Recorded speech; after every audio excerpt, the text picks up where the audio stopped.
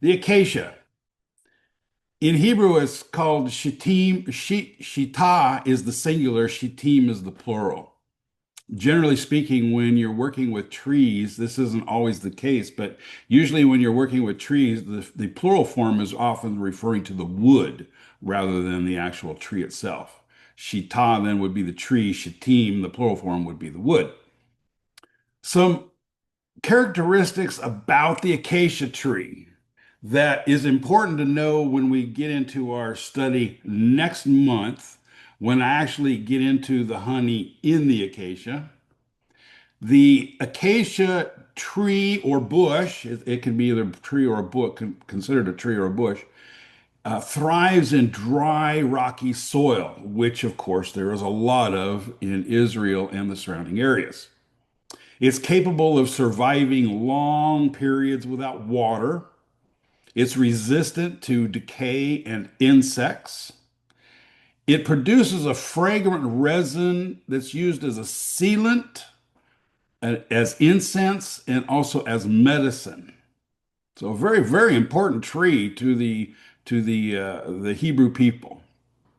Now, and this is some of the key attributes to the wood that we want to remember is that because of these harsh, arid conditions, the wood tends to be thick or dense and dark. Dense and dark. And it has one other feature that is probably its most significant, and that is that it has these thorns.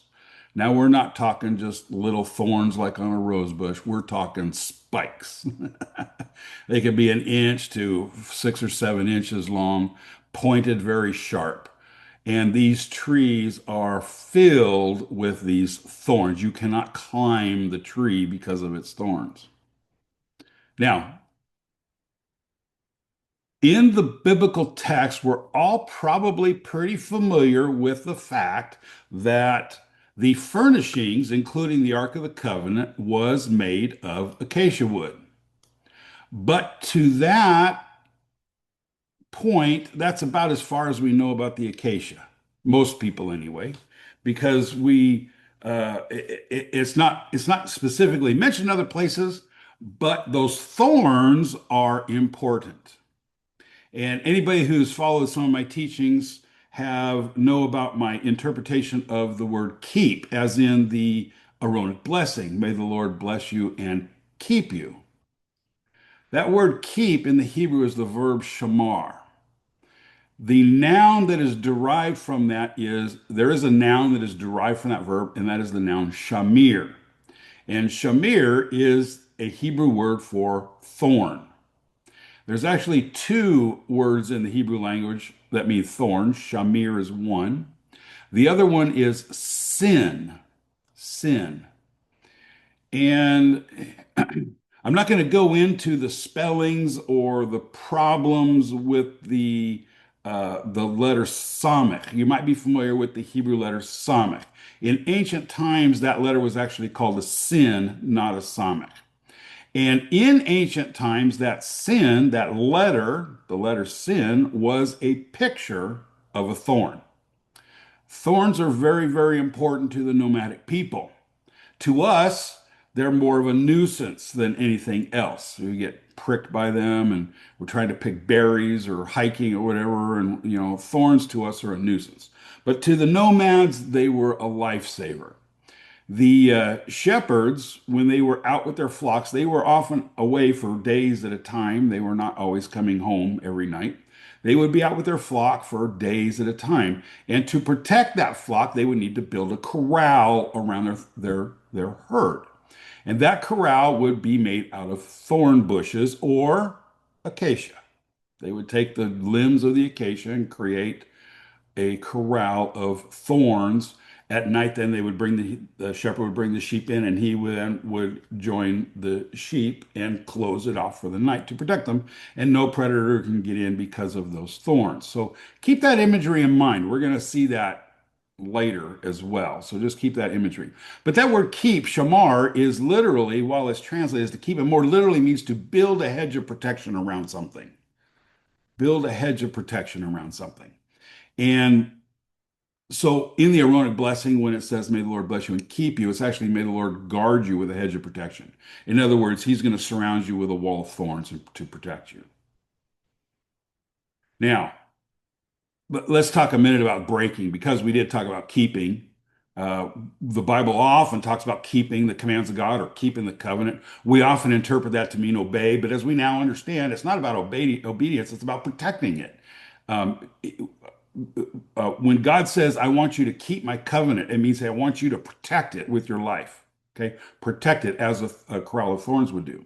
The word breaking, we're talking about breaking a commandment or breaking a covenant, is the verb parar, which literally means to trample underfoot. So when it talks about breaking the covenant, it's not about disobedience, it's about literally throwing it on the ground and trampling on it. In other words, it's your attitude towards God's commands. Are you going to cherish and protect them, or are you going to just throw them on the ground and trample all over them? Okay, so sin is another word for a thorn, and there's a name that a couple of names that actually come from that. One is the wilderness of Sin. You might be familiar with that. That they traveled through that on their way to Mount Sinai. Sin, the wilderness of Sin. It's literally the wilderness of thorns. Then we have Sinai. Now, if you look up Sinai in Hebrew dictionary, it basically kind of says it's from an unknown derivative, but it's actually very simple. It is the word sin, meaning a thorn, with the I suffix, Sinai, and that just simply makes it plural possessive. My thorns. Sinai literally means my thorns. There's one other place in the story of the Exodus where this word for thorn appears. And this is again where we get things lost in the translation. You're all very familiar with, I'm sure, the burning bush. A bush. That Hebrew word there is sane, which comes from sin. The burning bush is a thorn bush or thorn tree. It doesn't really say whether it was a bush. I mean, that's just a translation that translators use.